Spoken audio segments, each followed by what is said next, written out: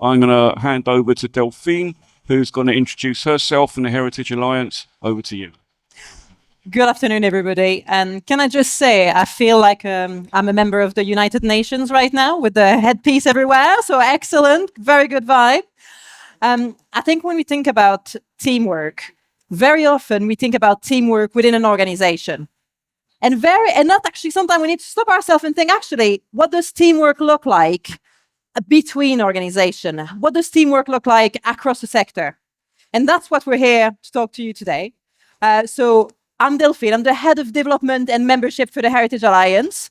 I will tell you a tiny bit about us later, but do come and see us afterwards. I'm expecting to take you all with me to stall X9 at the end so we can have a proper gossip. And with me today, I've got Max Clark. Hi there. I'm communications Is it working? I think so. I'm communications manager at the Heritage Alliance. No, they say it's not working. Hang on a minute. Hello. Here, I'll just use this. Is this working? Okay. Hi there. I'm communications manager at the Heritage Alliance. I work on our social media as well as our bi-weekly newsletter, Heritage Update. And then when we're thinking about teamwork, just so you get to know a little bit more about us, I thought of a great icebreaker to ask each other. So Max, tell me, in works of fiction, what is the best team in your mind? Who's the best? Who are the best team? So I will go with a very boring answer, which I think is the Harry Potter trio. Nice. They work very well together. Yeah. How about you? You know what? I had this brilliant idea of a question. So I was thinking like Fellowship of the Ring, no communication issue with lack of shared vision led to a few of them dying. Not so good. Actually, I'm going to go for my initial gut instinct, which was the Avengers. They come from a very different organization, very different worlds, in some cases from outer worlds, and actually really work together, work through their challenges. And that kind of gives you, more or less the bulk of the presentation. But why am I talking about teamwork? This is actually something that came to me a few years ago. I was having a chat with a key manager of the Chartered Institute of Fundraising. So they work obviously across a breadth of sector, and said, what's special about you, Heritage Lot, is you're actually brilliant at collaborating with each other. And that's collaborating not in the French Vichy regime sense, in the positive, happy sense. And it's absolutely true. I think when you really think about it, it's very rare you hear people talking about competition to one another. It's much more about sharing ideas, sharing knowledge. And that is something that I think we should be really proud of. And I think that's something that we should celebrate. And that's what today is all about. Now, this is not just me thinking that. For example, Heritage Polls showcased that 95% of respondents would love to benefit from closer partnership with others. And let's be honest, those two other quotes, Neil Mendoza, chair of Historic England, what I love about what he says is we thrive to collective action. And it's not just ourselves, it's ourselves with people and places. And then our latest Heritage Minister, Lord Parkinson of Whitley Bay, recently was talking about collaboration is a power for us. It's a power that we are harnessing for the sake of the millions of people who benefit from our heritage, not only today, but also in the future. So that brings me to why am I talking about this from the organization I come from? So the Heritage Alliance, our role is to bring together the breadth of the sector. And this is not, I didn't write this quote, a real member wrote it. And we bring from the steam trains to museums, to archaeology, to academic bodies. We try to create that space where we can all share, where we can exchange, and also where we can have a single voice that can be represented to government. So it's at the heart of everything we do. And you might think, I've never heard of you. But you might have actually heard of some of our work. So we have a membership body. We also have a newsletter, Heritage Update. If you haven't subscribed, subscribe. It's free, and it gives you a really useful digest. You might have taken part in some of our projects, Rebuilding Heritage, Heritage Digital, or hopefully you'll use the funding directory, because it's a fantastic source. There's 400 funders on there that gives access to, that are supporting the heritage sector. So that gives you a sense of who you are, of who we are, not who you are, who we are. Max, why don't you tell us about what we've been up to recently? Yeah, so what you're seeing right now before you is our 2023 annual review. And so what you can tell from this document or from this image is that we literally have hundreds of meetings. We have hundreds of meetings with our members. We have hundreds of meetings with stakeholders in the government and with arm's length bodies. And so collaboration is a major, major factor in all of the work that we do. And so the way we kind of wanted to bring this to light with you all is taking it from two angles. Delphine more from a kind of projects and development angle, and me maybe a bit more from the policy angle. So I'm just going to start off with the Heritage Manifesto, which if you're not already familiar with, the Heritage Alliance before every general election releases a manifesto talking about heritage-specific policy issues. And then what we proceeded to do last year in advance of the next general election was draft the next one. And so the entire process is incredibly collaborative. Now, naturally, we have a starting point, which is the 2019 manifesto. However, what we then proceeded to do was essentially engage in a major back and forth with our members, other stakeholders, government, arm's length bodies, partners, in order to figure out what were the critical issues that are going on? What do people care about? What is affecting them? And it wasn't just a one time we asked them, it was a constant back and forth that eventually culminated last year in the launch of our Heritage Manifesto in July. So now what I'm just going to do is walk you through that process. So the way it started off was that in June 2023, we, among our 200 members, we sent out a survey, basically asking them, what are the key policy issues that matter to you? Now, we weren't just asking about those specific niche policy issues, but what are the overall policy issues that matter? Environmental issues, tax issues, funding issues, planning issues. And so this kind of was an excellent basis to start getting a feel from our membership, which is fairly representative of the sector as a whole, as to what issues were on their mind. Now, then what we proceeded to do was convene multiple working groups that consisted of sector leaders. And so these groups basically were, again, engaged in a back and forth where they were representative of the sector. And we would inquire amongst them, again, we've sort of divined that there are these issues going on. What do you guys think? We would write up drafts of the manifesto and test it amongst them. And so in that way, we were ensuring that our members and sector leaders, it was consistently an engaging process. It wasn't that we wrote up a document and they just signed it off. So furthermore, what we also did was we ensured that we were reaching out to grassroots organizations in our membership. Now, if you're something like the National Trust and you're a massive organization with a lot of resources and an entire policy team, it's a lot easier for you to engage in policy matters, talk about what matters to your organization than if you're a smaller organization with less time, less resources. So we made a pointed effort to try to reach out to those smaller organizations in order to ensure that we were hearing their views and that we were not missing out on any views. And so lastly, once we had done all this process, we had a draft manifesto. And what we did was we basically sent that out to the entirety of our membership. And for a whole month, any member could go into this Google document and comment on the manifesto. And this was less about maybe the policy issues. It was a bit more about the wording of things, the grammar, the sort of context in which we were cloaking the issues. And so as a result, again, it was just one more step where we were making sure that we were framing things correctly and that our members' voices were truly represented. And so then finally, what we proceeded to do was when the time came for the manifesto to be released, we didn't just kind of send it out into the void. We made sure that there were resources available for our members, for our partners, for other sector organizations, that if they wanted to promote it, they could. We made just a simple GIF. And then through that, we had a huge pickup.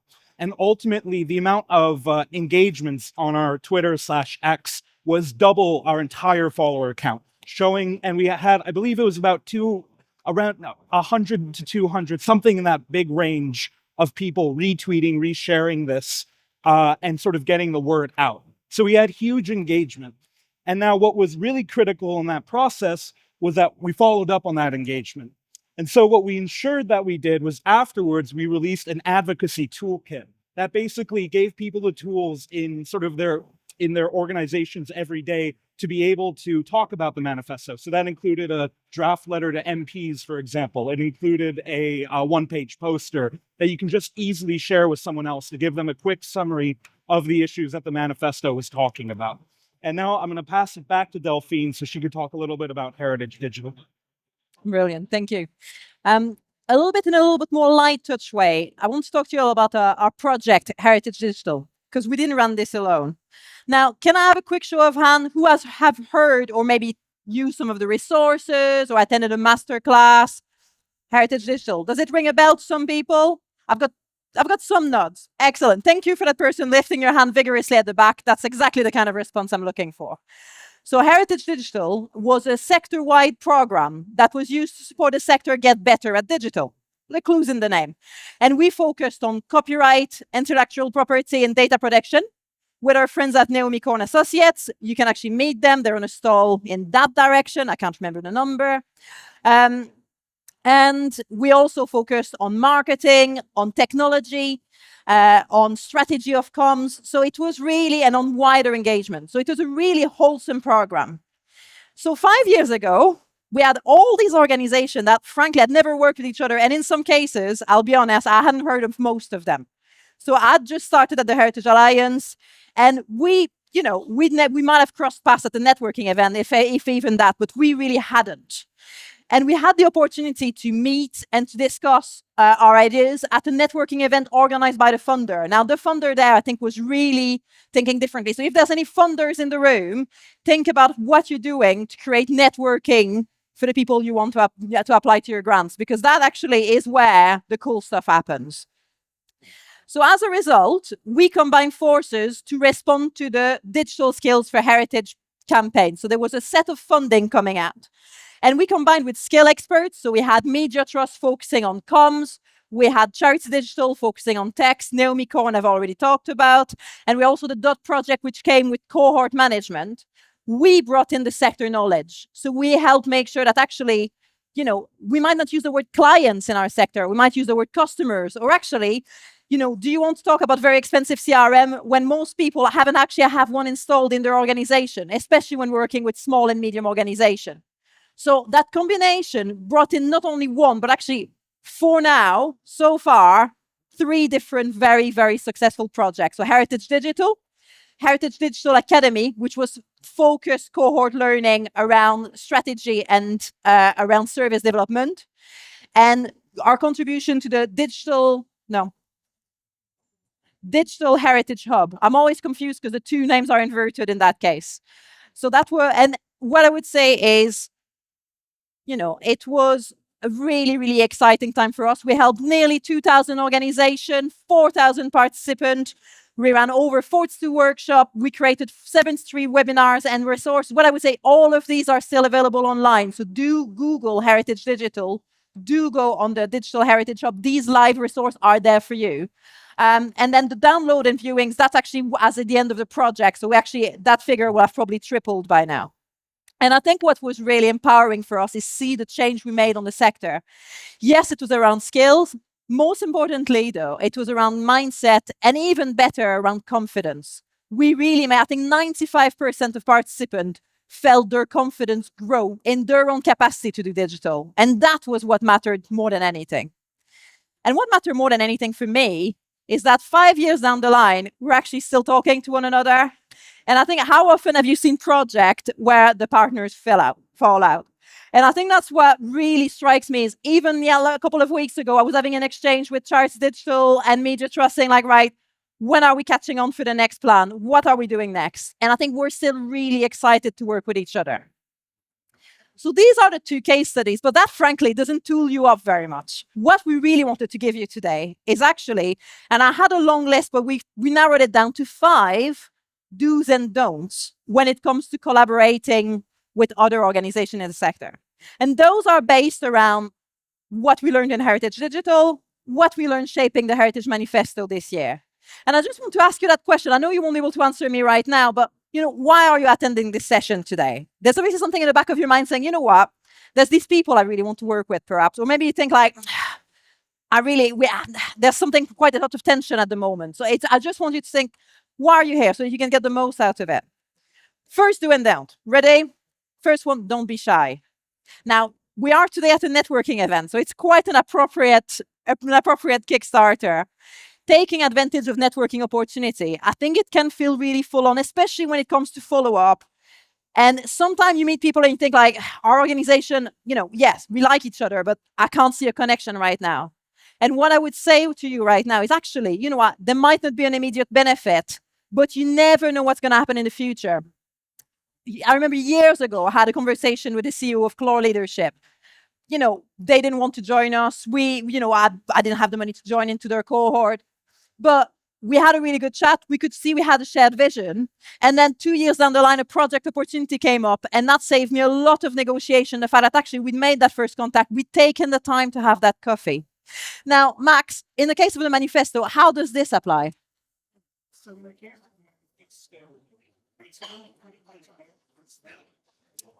We took time to make sure that we were sharing and sort of brainstorming these ideas and these policies with a lot of different stakeholders, people we would meet at sector events. We would ask them, just random people we had met for the first time, we would ask them what issues are pressing, what issues are critical, what matters to you.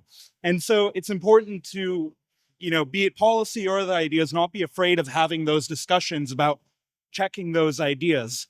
And furthermore, we also took time to reach out to organizations that might not, at first glance seem naturally a fit with the heritage sector. We have our sister sectors like the creative industries or the wider creative industries, tourism sector, the wider charity sector. And we took time to see how the manifesto and how the manifesto's policies would fit into those organizations. Brilliant. Are we ready for number 2? Connecting the dots. I think that's probably something that it's really easy when you have a project to just split the pie, or when you have a name together, it's like, okay, well, we could have absolutely just done that at Heritage Digital. We could have just said, right, you just do this, you just do that. We split the budget, and then we put some vague shared branding, and I'll do the trick. But how much do we miss if we don't actually slow down and actually create a space where you can have that hive mind? That enabled us to actually really think, maybe we could do something a little bit different. Maybe we can actually have a bit of fun and creativity in how we support the sector. Maybe we could test an idea if we combine 2 specialists into one session. It's so important to actually just creating some safe creative time and space if you want successful partnership, if you want successful collaboration, and really giving a chance to brainstorming, identify the elements that actually, that bit, I can't go and tell Media Trust how they're going to run regarding their marketing session. This is not my specialty. But can I think about how we're going to frame those sessions, which case study we're going to bring, which keynote speakers we're going to bring? Then that is going to help create really the vibe that's going to make people listen.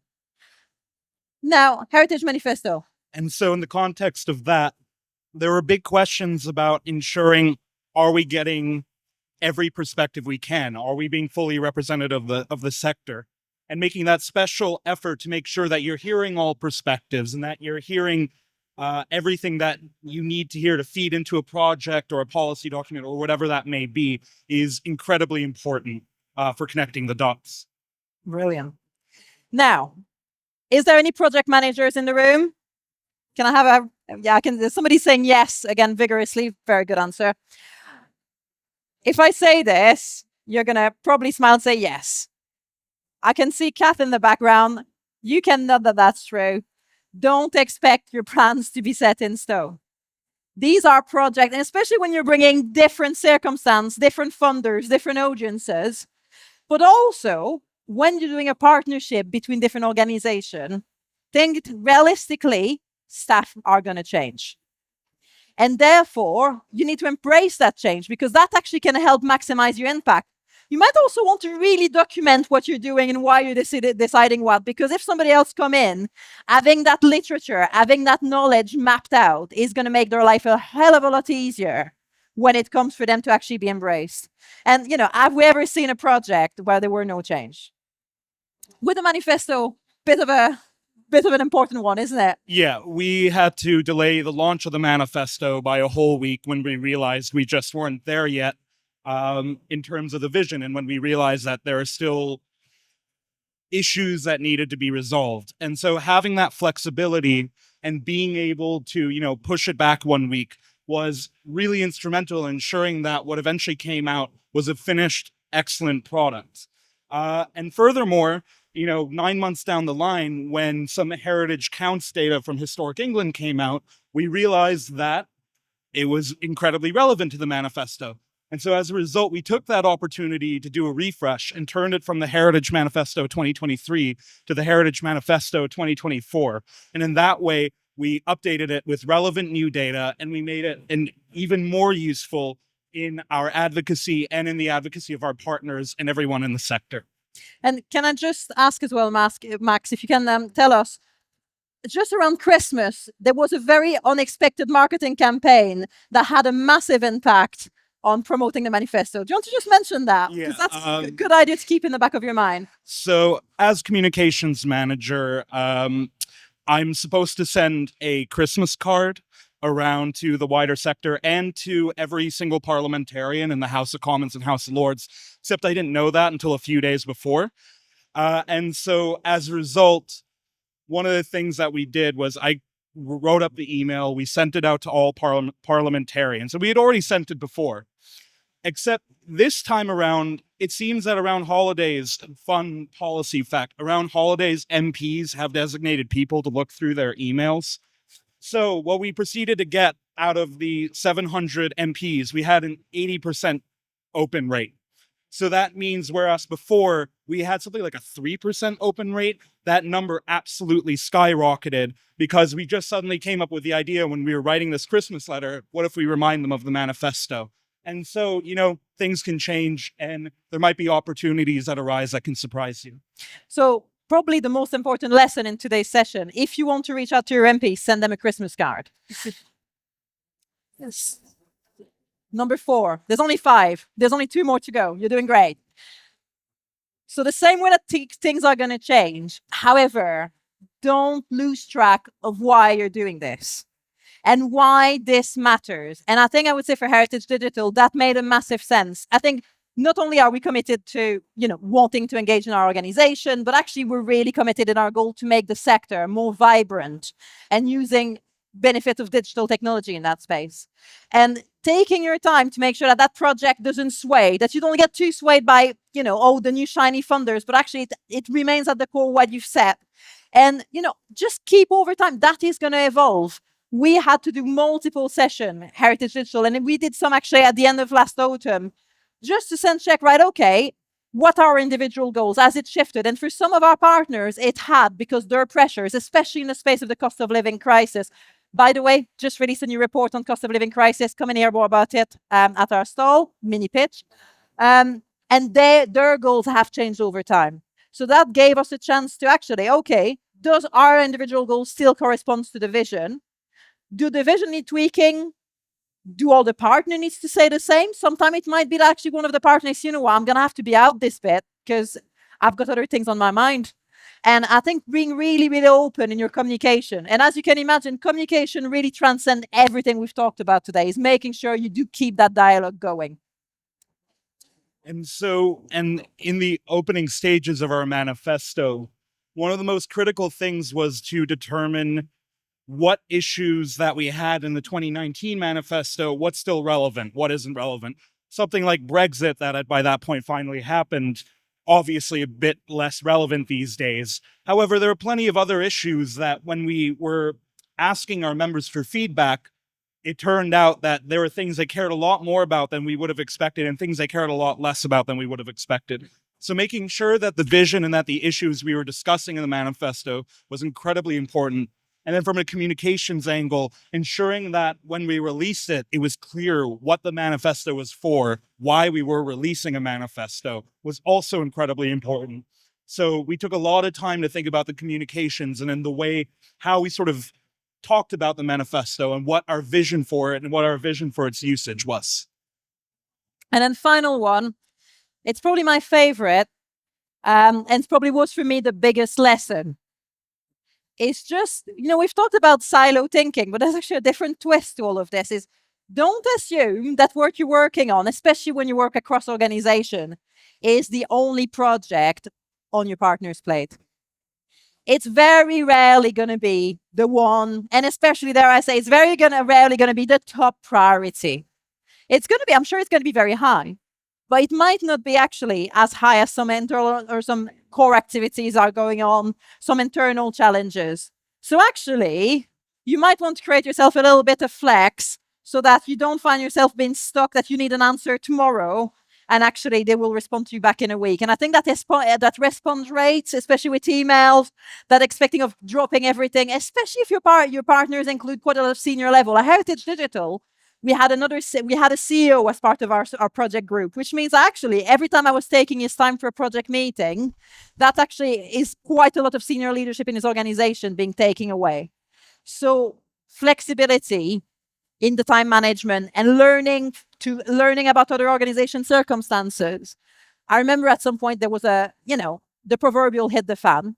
And I was like, I could have just showcase the partners agreement we're going to have to bring an auditor to discuss this, and actually what I did is I just picked up the phone and said is everything all right? And it's actually no, it wasn't all right, because half their team was down with COVID, and that actually just gave me a chance. Okay, I'm going to take a breather because I know what it feels like when nothing works quite well. It's how are you going to work together to find a solution to the problem that has arisen?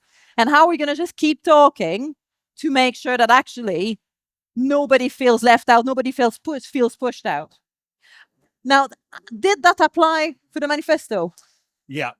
When we launched our policy priorities survey, we gave our members an entire month to feed into it.